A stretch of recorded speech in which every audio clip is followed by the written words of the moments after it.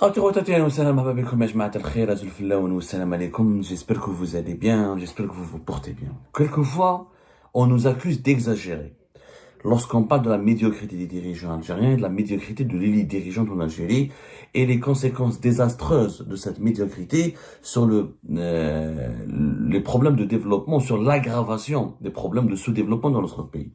On nous accuse toujours d'être dans l'excès, d'être dans quasiment même on nous accuse d'être des harkis parce qu'on veut toujours donner une image négative de notre pays. Mais on regarde jamais le comportement et les prestations des dirigeants algériens et on n'essaie jamais de comprendre est-ce que réellement on a eu tort, on a eu raison de critiquer tout le temps ou de pointer du doigt régulièrement les incohérences, les défaillances, les incompétences des dirigeants algériens. Je vais vous montrer un cas éloquent qui suscite le buzz mondialement.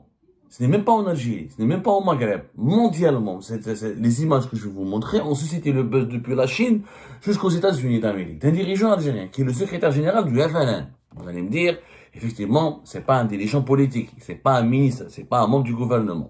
J'espère qu'il ne le deviendra pas. L'actuel secrétaire général du Front de Libération Nationale, Abdelkrim Ben Barak, qui est quand même l'un des soutiens du pouvoir algérien, a été reçu par Tebboune, il soutient la politique de Tebboune, il fait partie de cette galaxie d'outils de propagande politique pour asseoir la légitimité du pouvoir algérien actuel. Et donc, durant toutes ses activités en Algérie, sur le terrain, dans les médias, ou ses activités politiques parallèles, ou formelles ou informelles, il fait partie de ces réseaux de soutien des autorités algériennes. Et le FLN, voilà, il a donné il a donné vie à plusieurs ministres, aux membres du gouvernement. C'est une composante politique, peut-être pas aussi importante qu'on le pense, mais une composante politique assez importante du pouvoir algérien. Alors, au moins, en Chine, récemment, le 12 juillet dernier, la Chine, les autorités chinoises ont organisé une rencontre qui s'appelle la réunion ministérielle sur le dialogue mondial entre les civilisations. Ça a été organisé à Pékin. 600 invités internationaux ont été participés, dans des partis politiques, dans des personnalités politiques, culturelles, etc., sur le dialogue entre les civilisations, le dialogue culturel dans le monde. Parmi la délégation algérienne, il y avait le secrétaire général du FLN. Le FLN, mouvement politique historique en Algérie, mouvement de libération nationale, patrimoine historique, figure politique importante du pays. Donc, le patron du FLN a été invité amicalement par les autorités chinoises. Le thème de cette année, de cet événement en Chine, c'était comment sauvegarder la diversité des civilisations humaines pour le développement et la paix dans le monde. Il y avait des grands universitaires chinois, des personnalités politiques chinoises, des personnalités mondialement connues aussi ont été invitées, etc. Il y avait des expositions sur l'importance de la culture et du dialogue culturel pour le développement économique et la paix dans le monde. Et il y avait des personnalités d'organisations islamiques pour l'éducation, des personnalités de l'UNESCO, des personnalités de pas mal.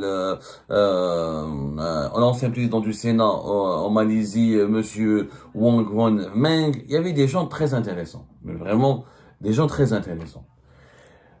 Alors, la télévision d'État chinoise, s'est approchée du secrétaire général du FLN pour réaliser une interview avec lui, pour comprendre, voilà,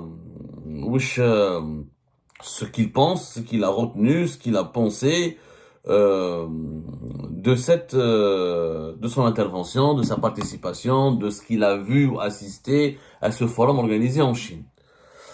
Et vraiment, la télévision chinoise, la CGTN, ça s'appelle la CGTN. Ils ont la CGTN, c'est un organe public chinois, une télévision publique chinoise qui diffuse, qui a une édition en français. Voilà, c'est c'est l'une des 3 plus grandes branches de la China Media Group, télévision publique chinoise destinée à l'information à l'international, comme c'est le cas par exemple de Al24 News chez nous.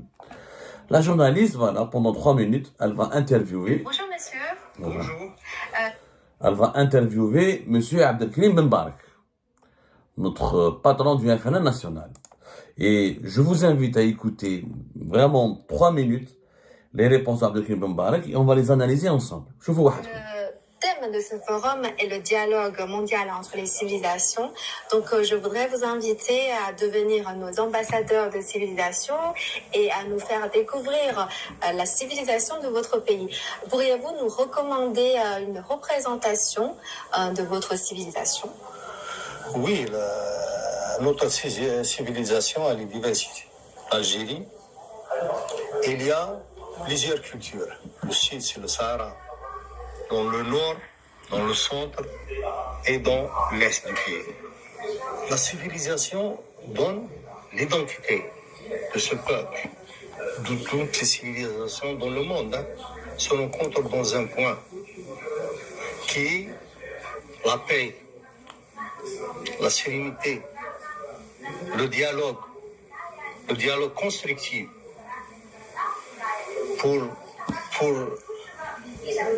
raser le terrorisme, tout ce qui est négatif pour tous les pays du monde. C'est-à-dire dans mon pays, on a traversé une étape dans les années 90, le terrorisme. On a perdu presque 250 000 morts. Et tous les sites culturels, les monuments, les trucs, ils ont été rasés par les terroristes. Ça, c'est une culture comme il existe, comme il est passé en Irak, en Syrie, dans tous les pays. Donc, chaque pays a une civilisation. Chaque pays. Mais ces civilisations, cette rencontre, elle est très importante. Pour un monde à plusieurs ports. Un monde qui milite pour la paix. Pour qu'on vit en tranquillité. Et c'est votre premier voyage en Chine? C'est pour la première fois que je viens en Chine. Ma vision avant de venir en Chine, c'est différente? C'est différente. Donc je suis venu en Chine, j'ai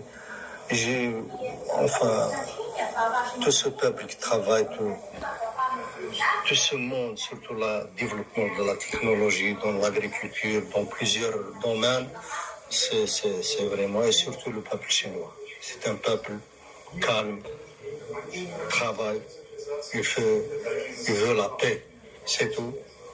Et on a de bonnes relations avec la Chine depuis des milliers d'années, avec nos ancêtres. Et actuellement, on a même des Chinois en Algérie qui travaillent en Algérie. On a beaucoup de projets qu'ils ont à la main pour des sociétés chinoises qui ont travaillé l'autoroute, les barrages, la construction, des constructions et tout ça. On a de bonnes relations avec la Chine et on continue à militer pour cette relation et à approfondir cette relation avec la Chine. Subhanallah, Rabbi Makhlaq. Vous avez vu vous-même, vous avez entendu, vous avez vu la vidéo, c'est un média public chinois. C'est la plus grande humiliation qui a été infligée en Algérie. Dans un pays qui se respecte, après une telle prestation catastrophique, humiliante, honteuse. Hada le monsieur, moi je ne vais pas le nommer dans une supérette, parce qu'il y a sucre ou le halib, je ne lui donnerai pas une supérette. Vous avez vu le niveau catastrophique. Ne parlons pas de la maîtrise de la langue française. Ma t'as le français, et que t'es un Algérien, et que vous n'êtes pas français. Il y a des arabes, vous n'êtes pas français. Parlez une langue que vous maîtrisez. Vous ne maîtrisez pas le français, mais parlez en arabe. Les Chinois, ils sont des journalistes, ils interprètent en arabe. Apprends l'anglais. Il a parlé dans le féminin devient masculin, le masculin devient féminin, les phrases sont mal articulées, des formules catastrophiques, les mots, même la journaliste chinoise, elle n'a rien compris. Elle n'a absolument, elle-même, vous n'avez pas vu comment elle était perdue, etc. Qu'est-ce qu'il est en train de dire, ce monsieur? Un peuple travaille, société chinoise, peuple veut la paix, peuple, on dirait Mowgli, on dirait Tarzan. Tarzan qui parle une langue qu'il ne maîtrise pas. Première catastrophe. Deuxième catastrophe. Les affirmations mensongères, approximatives, le discours intellectuellement vide, il n'a rien, aucun argument, ce monsieur. Il dirige le FLN Yaqsemkom, la première force politique du pays, le parti historique, le mouvement de libération nationale, le mouvement qui incarne une symbolique. Le FNL fait partie de l'identité, de l'histoire du pays, fait partie du patrimoine national du pays. Regardez ce monsieur comment il parle. Les Chinois nous avons des relations depuis des milliers d'années. Depuis quand on a des milliers d'années? L'Algérie existe depuis des milliers d'années. Il y avait les Romains, il y avait les Phéniciens, il y avait les Visigoths, ils connaissaient pas les Chinois. C'est quoi ces conneries, depuis des milliers d'années? Le Maghreb et la Chine ne se connaissent pas depuis des milliers d'années. D'abord, c'est fou. Deuxièmement, les entreprises, il a dit que nous avons, durant le terrorisme, 250 000 morts. Ok, ça c'est pas grave, 200 000, 250 000, 300 000, c'est pas ce plus grave. Il a prétendu que les mouvements armés terroristes ont détruit tous les mouvements culturels, tous les sites culturels, comme en Syrie, comme en Irak. C'est pas complètement faux. En Irak, en Syrie, Daesh, ils ont fait exploser des statues, etc. En Algérie, Dieu merci, il n'y a pas eu les sites culturels archéologiques de Tipaza, de Cherchel. Il y a eu quelques cas isolés, mais le gros du patrimoine archéologique algérien n'a pas été impacté par les violences de la guerre civile. Parce que les islamistes armés en Algérie s'attaquaient aux populations civiles, s'attaquaient aux symboles du pouvoir, etc. Ils se sont que très peu attaqués. Il y a eu des cas que nous pouvons recenser, identifier. Mais il n'y a pas eu une destruction massive des sites archéologiques et culturels algériens comme en Syrie et en Irak avec Daesh entre 2013, 2014 jusqu'à 2017, 2018. C'est complètement faux. C'est complètement faux. Et puis il n'y a pas d'argument. Ah, j'ai vu la Chine, c'est un peuple qui veut la paix, peuple travaille. Image différente, tu savais. C'est des Kaweji. Je suis désolé, avec tout le respect que j'ai pour les garçons de café, etc. Mais ça, il n'a aucun niveau, ce gars. Il n'a absolument aucun niveau. Cette vidéo, elle a circulé. Alors, la presse marocaine, les Marocains, un cadeau du ciel. Ils se sont régalés pour se foutre de la gueule de notre pays, de l'Algérie, des autorités algériennes et des dirigeants algériens et de l'Algérie tout court. Mais ils se sont régalés. Les journalistes marocains se sont régalés. Un tel niveau catastrophique. Le mec, je suis désolé. Pourtant, le patron du FNL devrait parler une langue d'abord maîtrisée, ou l'arabe, ou l'anglais, ou l'algérien, une langue claire, où le féminin est féminin, ou le masculin est masculin, ou le verbe c'est le verbe, ou l'adjectif c'est l'adjectif, je sais pas, ou le nom est nom. Mais c'est-à-dire, c'est un langage incompris. Il faut vraiment être incompréhensible. On dirait quelqu'un qui est malade, qui bafouille, confusion totale. Il sait pas quoi dire. En fait, il sait même pas qu'est-ce qu'il fait là-bas. Il sait pas quoi faire là-bas. Il n'a rien, il n'a ni le niveau, il n'a ni le profil d'être un dirigeant d'un grand parti comme le FNL, il n'a ni les compétences, ni les prérequis. Il n'a pas le niveau intellectuel. C'est une question de niveau. C'est pour ça que je vous dis, le problème de l'Algérie, c'est que nous avons des dirigeants de piètre niveau. Le patron du FLN, M. Bembark. Je pense, s'il y avait d'autres ministres, ou il y avait d'autres dirigeants algériens qui étaient interrogés par les médias, par les journalistes chinois, je pense qu'on aurait eu pratiquement la même prestation à quelques différences de près. Il y a une problématique du niveau intellectuel. Nous avons une classe dirigeante d'une médiocrité absolue. Et cette médiocrité s'expose, elle est exposée au grand jour lorsque les dirigeants algériens partent à l'international et rencontrent des dirigeants de deux autres pays. À l'intérieur du pays, comme il n'y a pas de presse libre, une presse indépendante, comme ils rencontrent que vous connaissez le proverbe, le borgne au royaume des aveugles est un roi. C'est normal. Donc, un médiocre parmi tous les autres médiocres, voilà. Dans une médiocrité ambiante, tous les médiocres se valent, donc la médiocrité n'est pas scandaleuse. Mais quand tu pars dans un forum international, tu dois rencontrer 600 invités dans des anciens premiers ministres, dans des anciens ministres, dans de grands pays, de pays divers et de cultures diverses. Je suis désolé. Là, quand on n'a pas de niveau, là, quand on a un niveau intellectuel très faible, là, ça se voit très rapidement. Et regardez, le niveau est catastrophique. Un patron du FNL, il n'a pas rappelé les étapes nécessaires. Il connaît même pas l'histoire des relations entre l'Algérie et la Chine. Il aurait pu rappeler la fameuse visite historique de Farah Abbas, quand il est venu en Chine en 1960, et comment il a rencontré Mao Tse-tung, et comment Mao Zedong, ou la Mao Tse-tung, ça dépend comment on le prononce, il a exprimé sa solidarité avec la lutte pour la libération nationale du peuple algérien. Il aurait pu raconter l'histoire comment la Chine a soutenu la libération nationale, la guerre de l'indépendance du pays, militairement, financièrement et politiquement. Il aurait pu exprimer sa gratitude en tant que secrétaire général du FNL et remercier la Chine et le peuple chinois pour cette participation, pour ce soutien historique de la Chine à la guerre de libération nationale. Il aurait pu parler surtout du rôle de l'Algérie comment l'Algérie elle a lutté avec beaucoup d'efficacité et fait trembler les Nations Unies pour imposer le retour, pour militer pour le retour de la Chine au sein du Conseil de sécurité, au sein de l'Assemblée générale des Nations Unies en 1971, avec à l'époque comme chef de la diplomatie algérienne, le flamboyant Abdelaziz Bouteflika et son rôle important. Elle aurait pu parler des multiples projets que la Chine a voulu développer, ou qu'elle a développé en Algérie. Il aurait pu parler des échanges culturels, des échanges économiques et politiques importants entre nos deux pays, etc. Et c'est pas les exemples ne manquent pas. Les exemples ne manquent pas. Mais vraiment pour parler des relations belles et extraordinaires et importantes que l'Algérie a tissées avec la Chine ou que la Chine a tissées avec l'Algérie. Mais ce monsieur, mais c'est le vide intellectuel. C'est ça, c'est le symbole du vide intellectuel, de la grande médiocrité qui caractérise aujourd'hui la classe dirigeante algérienne. Des contre-vérités, des mensonges, des imprécisions, des confusions, des erreurs, des bêtises, une langue un discours qui n'est même pas maîtrisé, des arguments qui n'ont aucun sens, la paix dans le monde, لازم نكونوا la paix. يا جماعة الخير. والله العظيم يا جماعة, moi j'étais choqué. Ça fait plusieurs jours que j'ai vu cette prestation, j'ai pas voulu en parler, mais quand j'ai vu comment elle s'est propagée sur les réseaux sociaux, les gens étaient choqués. Les gens ont été totalement choqués. Non, mais les gens étaient complètement choqués. Les gens étaient dans un état en état de choc. Les gens ont été dans un état de choc. Regardez comment. Bonjour, monsieur. Bonjour. L'organisation et les diversités. Algérie, il y a plusieurs cultures. Le sud, c'est le Sahara. Dans le nord, dans le centre et dans l'est du pays. La civilisation donne l'identité de ce peuple. De toutes les civilisations dans le monde se rencontrent dans un point qui est la paix, la sérénité, le dialogue constructif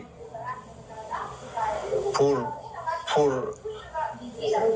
raser le terrorisme, tout ce qui est négatif pour tous les pays du monde.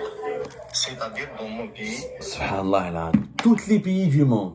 Raser, terrorisme, la paix. Mais qu'est-ce? Il ne s'est pas aligné des mots dans une phrase. Il n'y a aucune logique, il n'y a aucune cohérence dans son discours. La journaliste lui pose des questions sur ce forum, sur le dialogue des civilisations. Il ne sait même pas définir ce que c'est qu'une civilisation. Il donne des généralités banales, d'une grande banalité. Il dit que l'Algérie a un sud, il y a le Sahara, ça on le sait, je pense que les Chinois le savent aussi.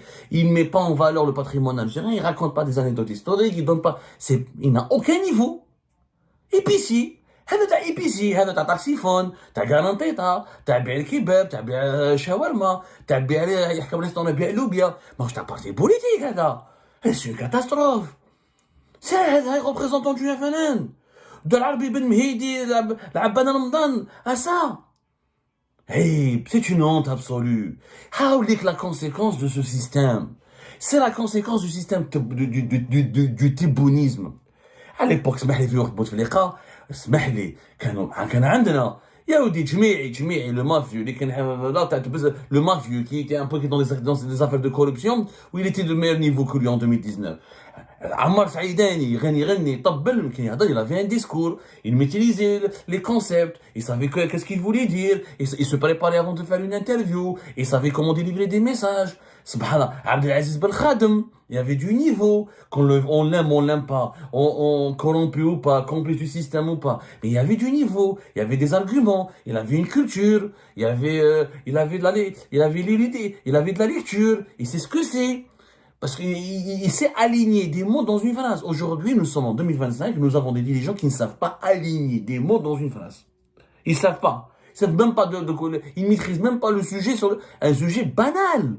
Dialogue des civilisations, ça veut dire elle n'a pas interrogé sur l'énergie nucléaire, sur la croissance économique, sur le PIB, sur des thématiques techniques. C'est un thème général sur lequel tu peux sortir des milliers d'arguments. Mais en 3 minutes et quelques, il a détruit l'image de l'Algérie en Chine. Il a détruit l'image de l'Algérie, ce monsieur. Et normal, personne ne l'a critiqué en Algérie, personne ne l'a rappelé, personne ne l'a convoqué, personne ne l'a savonné, personne ne l'a... Ce gars-là, On prend pas trop du FLN, mais quel est l'avenir pour comment on peut ne pas être inquiet pour l'avenir de notre pays? Comment voulez-vous qu'on ne s'oppose pas, qu'on ne critique pas, qu'on ne secoue pas le cocotier? On a peur pour notre pays, c'est pour ça qu'on critique, c'est pour ça qu'on s'engage. Parce que la médiocrité, elle génère tous les autres problèmes de sous-développement. La corruption, les détournements, les abus de pouvoir. Quand un ignorant est au pouvoir, quand la médiocrité, quand les médiocres arrivent au pouvoir, c'est la porte ouverte à toutes les dérives, à tous les dérapages. C'est vraiment le pays en danger, vous devez le comprendre.